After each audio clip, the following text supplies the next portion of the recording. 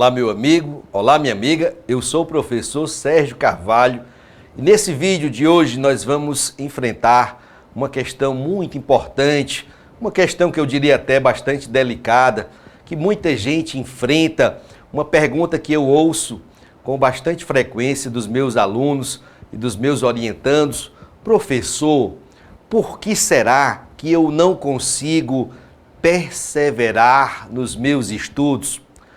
Eu estou constantemente, professor, começando a estudar novamente. Aí eu recomeço, lá pego aquelas matérias bem básicas e começo do zero. Aí eu faço a primeira semana, a segunda semana de estudo, a terceira, o primeiro mês, um mês e meio, aí eu começo a esmorecer, eu começo a desanimar, aí eu dou aquela parada, vou parando às vezes aos pouquinhos. Passo um dia sem estudar, daqui a pouco passo 2 dias sem estudar, daqui a pouco passo a semana inteira e quando eu menos percebo, eu parei por completo. Aí até eu criar coragem para recomeçar, lá se vão algumas semanas, às vezes até mais de um mês.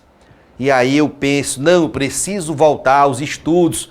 Quando eu vou retomar os estudos, aí eu preciso voltar do zero, começar lá de onde eu havia começado da vez anterior. Não é de onde eu havia parado antes, não. Eu começo do zero de novo, porque com mais de um mês parado, às vezes mais de 2 meses parado, eu vou ter que começar do zero de novo, porque eu já esqueci aquele pouquinho que eu havia começado. E aí repete-se o processo e eu caio dentro desse padrão de interromper e recomeçar do zero. Interromper e recomeçar do zero, eu simplesmente não consigo perseverar. Será que existe um motivo para isso? Qual é a razão para eu não conseguir levar adiante os meus estudos? Bom, vamos lá. É uma questão, bastante subjetiva, vocês vão de convir, é uma questão bastante subjetiva, mas eu tenho aqui algumas ideias que talvez possam trazer alguma luz aí para a sua mente, para o seu coração, algo que você possa se questionar: será que é esse o meu caso? Será que é por isso que não consigo levar adiante? Então, o primeiro motivo que eu encontrei, até relacionei aqui no papel alguns motivos, pode ser que você não esteja ainda tão certo de que é exatamente isso que você quer. Você talvez não esteja tão convicto de que passar em concurso e ser um servidor público, uma servidora pública, é exatamente isso que você quer para a sua vida. Porque se você não tiver esta certeza, ou pelo menos essa quase certeza de que é isso que você quer, para que você vai se dedicar tanto assim?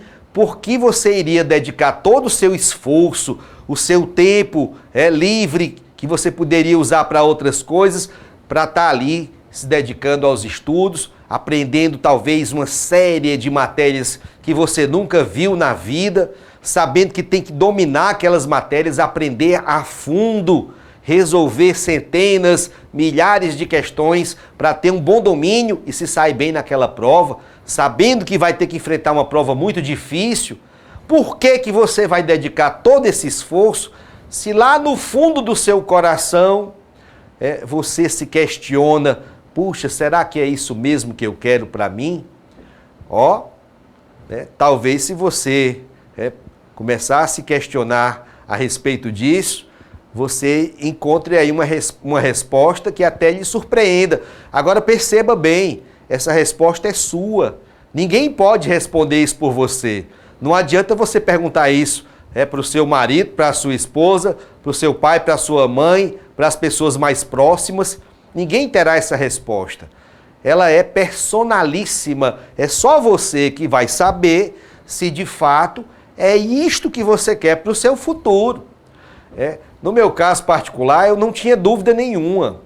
Eu não tinha dúvida nenhuma. É isso que eu quero. Eu quero ser um auditor fiscal da Receita Federal do Brasil.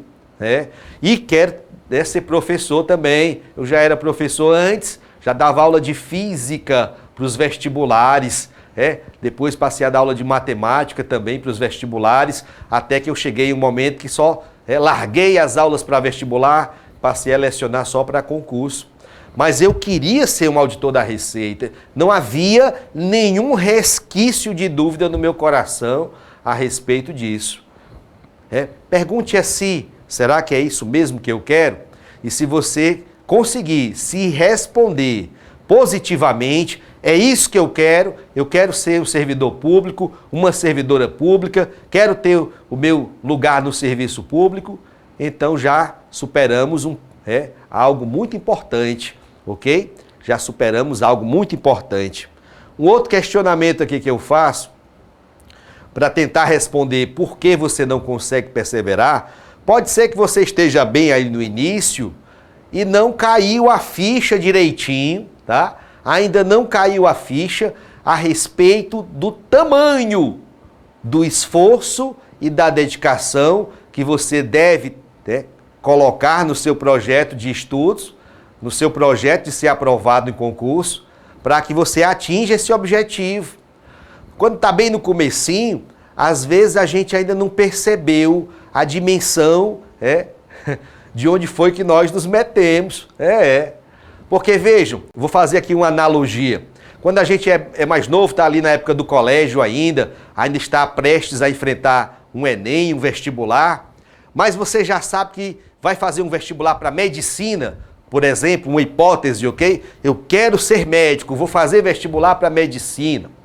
Ora, vamos lá, É claro que todos nós, obviamente, sabemos que um vestibular de medicina é o vestibular mais exigente que existe.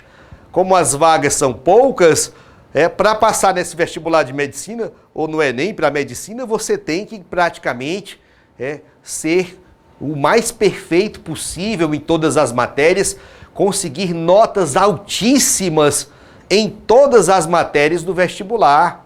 Seja na matemática, na física, na química, na biologia, na história, na geografia, na língua portuguesa, fazer uma redação belíssima, enfim.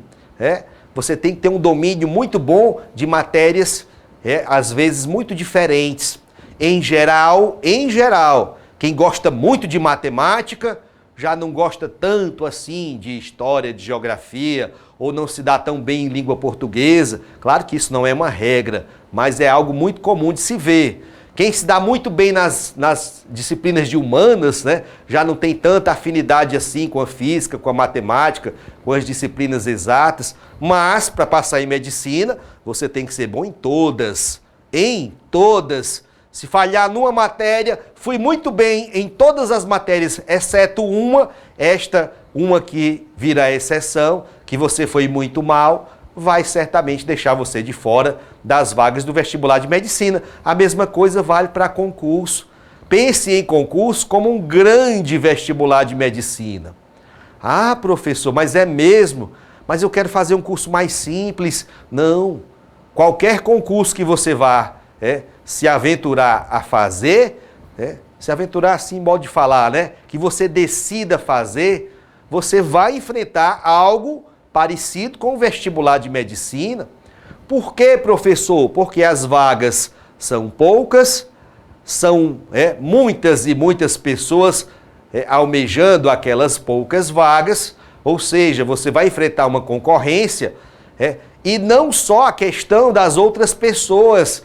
A verdadeira concorrência, eu sempre digo, é você próprio, porque você vai enfrentar uma prova muito pesada, tá? Você vai enfrentar uma prova muito, muito, muito pesada. Então você tem que se sair super bem e em todas as matérias.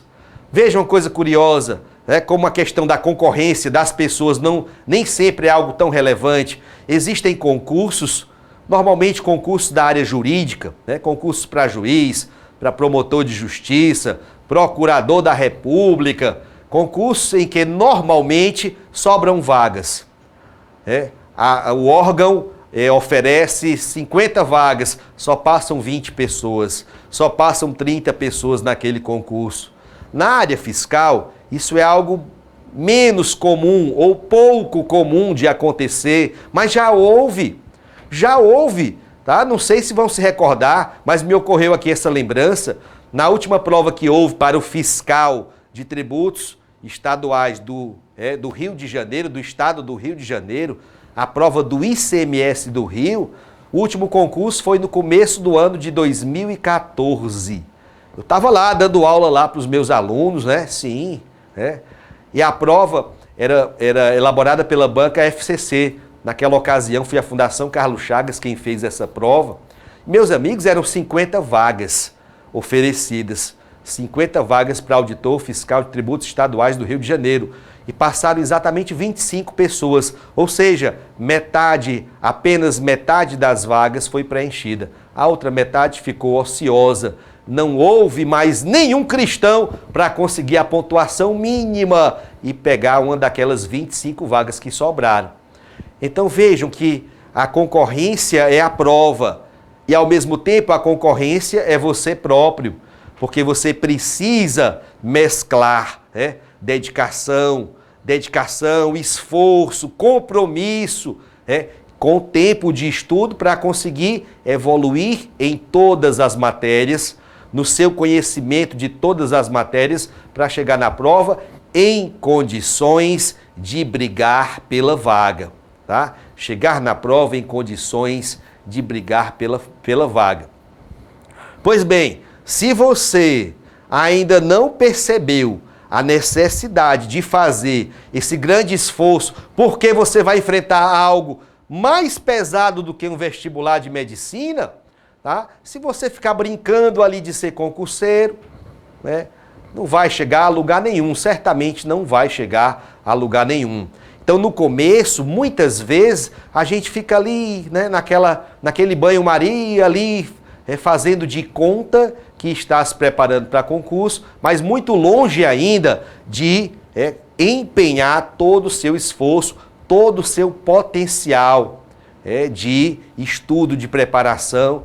Você está dando ali, às vezes, 30%, 40% do esforço que você conseguiria fazer, caso decidisse. Então um dos motivos pelos quais eu vejo que muita gente ali não persevera nos estudos como deveria, é porque não caiu a ficha ainda, não se apercebeu, não se deu conta de o quanto precisa levar a sério essa história de se preparar para concurso público, ok? Vamos lá, um outro motivo que eu encontrei é a questão da continuidade. A pessoa não se deu conta, ainda não se apercebeu de quão importante é ela manter uma continuidade, uma regularidade nos estudos, tá? Por quê? Porque se eu estudo 2 meses e paro volto, estudo 2 meses e paro esse estudo não vai dar fruto. Dificilmente a pessoa vai conseguir evoluir no seu conhecimento. Por quê? Porque é preciso, dentro de um planejamento de estudos, você ter a questão da sequência. O estudo tem que ser continuado. Não quer dizer que você não possa tirar um final de semana para descansar, não. Não quer dizer que você não possa, ocasionalmente, fazer e decretar para si um feriado prolongado, pegar uma quinta, sexta, sábado, domingo, só para descansar, porque chegou a hora de fazer aquilo. Tá? Aí você pode fazer? Pode, a depender da situação. Mas isso não pode ser algo rotineiro, não pode ser algo que virou quase que uma regra na sua preparação. Então, conhecer a importância da continuidade, da assiduidade, é algo que é uma ficha que precisa cair na sua cabeça de imediato. Imagine, voltando aqui para o exemplo dos garotos ali que estão fazendo vestibular para medicina, você se recorda como foi o seu terceiro ano do ensino médio? O segundo, terceiro ano, sobretudo o terceiro ano ali, que é o ano que você vai enfrentar o vestibular ou o Enem, é barra pesada, vocês se lembram disso? Meu terceiro ano, vou nem dizer quando foi no milênio passado, né? Foi no ano de 1989 que eu fiz o terceiro ano do ensino médio, rapaz, faz tempo, né? Naquela época chamava terceiro científico, né? Mudou, agora é ensino médio, agora não, já faz tempo. Pois bem, é mais ou menos por ali. O sujeito para? Não. Ele assiste aula às vezes de manhã e de tarde, tem colégio que puxa muito mais pelo aluno, coloca aula de noite, coloca aula não sei quando, de madrugada, toda hora é a pessoa ali fazendo aula, estudando, resolvendo questões, devorando livros, porque sabe que vai ter que pegar uma prova pesada para fazer no final do ano. Da mesma forma nós não podemos ficar naquela coisa, estuda, para um pouquinho, estuda e volta para o começo. Essa história de ter que parar e voltar, e quando voltar recomeçar do zero, isso muitas vezes é algo frustrante. Você começa a achar que você não é capaz. Ah, mas fulano começou a estudar depois de mim e já passou de mim. E eu fico sempre nessa história, nunca consigo, professor, nem sequer matar aquelas matérias iniciais, aquelas básicas pelas quais a maioria das pessoas começa a estudar. Língua portuguesa, direito constitucional, direito administrativo, um raciocínio lógico. Eu não consigo sair disso. Eu não consigo passar para outras tantas matérias que eu tenho que aprender, porque eu não consigo terminar essas primeiras. Então você já sabe, já caiu pelo menos aí a ficha, deve ter caído, de que você precisa dar continuidade ao seu estudo, não dá para ficar interrompendo, tá certo? Um outro aspecto que eu pensei aqui, tá? Que leva as pessoas muitas vezes a não se empenhar como poderiam de fato. É a historinha do plano B, sabe? Já ouviram falar do plano B? Se é professor, eu resolvi estudar para concurso, mas se não der certo, aí eu vou trabalhar com meu pai. Meu pai tem uma empresa, até já me chamou para trabalhar com ele, é que eu estou assim meio sem saber se quer. Então você já colocou para si, já está muito ali, eu diria assim, desculpe aí essa expressão, você está amparado numa muleta. Que muleta é essa? É o plano B. O seu plano B está muito vivo na sua mente. Está ali algo que é quase que uma autorização que você está dando para a sua mente, tá? De que se não der certo aqui, se eu não conseguir passar nesse primeiro concurso, eu já tenho o plano B, já está assegurado, eu já tenho algo seguro ali para fazer. E muitas vezes, e veja bem, eu quero deixar as coisas bem claras para vocês. Não é que seja algo necessariamente ruim você ter um plano B, não, tá? Não é algo necessariamente ruim você ter um plano B, um plano C, um plano D, um plano seja lá qual for, tá? Mas, muitas vezes, quando a gente se abraça com essa possibilidade de passar para o plano B, o plano C, o plano D, você muitas vezes acaba que se permitindo fazer um certo corpo mole. Para que eu vou me dedicar 100% aqui, colocar 100% do meu esforço nesse projeto de aprovação, se eu posso seguir um caminho aqui mais fácil, mais acessível? Meu pai não vai fazer nem sequer uma entrevista comigo, ele já disse, o cargo é seu, pode vir, você vai me ajudar aqui a dirigir a empresa, ou seja lá o que for. Para que eu vou fazer todo o meu esforço? Você pode até nem se questionar isso de maneira consciente, mas já está lá guardadinho no seu inconsciente essa mensagem. Se não der certo o concurso, eu vou trabalhar ali no plano B, no plano C. Vejam, isso que é prejudicial na história de você ter um plano B, um plano C. É você se amparar nessa possibilidade e se permitir, ou se autorizar, quase que de forma inconsciente, a não fazer todo o esforço que você precisaria ou que você poderia fazer para ser aprovado no concurso. No meu caso, eu vou ser muito honesto com vocês, viu, gente? Vou ser muito honesto com vocês. No penúltimo ano da engenharia mecânica que eu fiz, eu percebi, quando eu comecei a estagiar, eu tinha notas boas na faculdade, então conseguia os bons estágios. Eu tive um ótimo estágio trabalhei com laticínios, uma indústria de laticínios, depois trabalhei numa indústria de fiação, depois, da mais moderna que havia aqui no Ceará, depois trabalhei numa indústria, numa fábrica de elevadores, montagem, instalação de elevadores, uma multinacional. Eu tive bons estágios na engenharia mecânica, mas ao longo desses estágios eu descobri que não era a minha praia, não era a minha praia.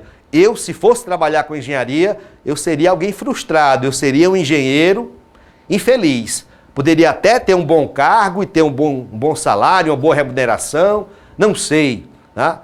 Mas eu não seria uma pessoa realizada profissionalmente. E aí, quando eu tive essa certeza e surgiu para mim esse horizonte novo, essa possibilidade de fazer um concurso, e pela primeira vez eu comecei a olhar com bons olhos para o serviço público e me encantou a carreira do fiscal da Receita, do auditor fiscal da Receita. Nesse momento, eu não tinha plano B nenhum, tá? Não tinha plano B nenhum. Repito, não se culpe por você ter um plano B. Não, não é algo ruim necessariamente, não é algo necessariamente ruim. Apenas coloque para si o seguinte: eu quero passar no concurso, vou fazer de conta que essa é a minha única possibilidade. Mesmo que isso não seja algo real, mesmo que exista ali um plano B, um C, um D, seja lá quantos forem, faça de conta que aquilo é algo real. Você só tem esse caminho, como foi assim para mim. Eu não enxergava e nem vislumbrava nenhuma outra possibilidade. Eu queria tanto ser um auditor da Receita que eu nem sequer imaginava um outro caminho. Às vezes algumas pessoas chegavam: rapaz, tem uma oferta ali para engenheiro mecânico na empresa tal, na fábrica tal que está abrindo, eles estão pegando currículo, teu currículo é tão bom, vai lá. E eu nem sequer ponderava essas possibilidades, porque eu sabia exatamente o que eu queria. E quando você quer muito alguma coisa, muito, e sabe que esse é o seu único caminho, tá? Você vai fazer tudo para conseguir ser aprovado, vai fazer de fato tudo que você puder fazer para conseguir o seu objetivo, tá? É igual uma pessoa que quer muito ser médico, né? Eu lembrei agora de um caso de um amigo meu, amigo de infância, rapaz. Naquela época, o vestibular havia 2 vezes por ano, era no meio do ano e no fim do ano. No meio e no fim do ano.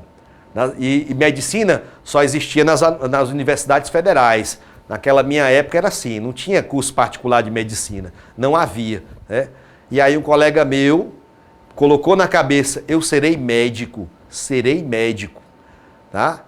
E esse rapaz fez 10 vestibulares de medicina, 10 vestibulares de medicina, no meio do ano, no fim do ano, no meio do ano, no fim do ano, ou seja, ele gastou 5 anos da sua vida estudando para ser médico, para ser um estudante de medicina, para passar no vestibular de medicina.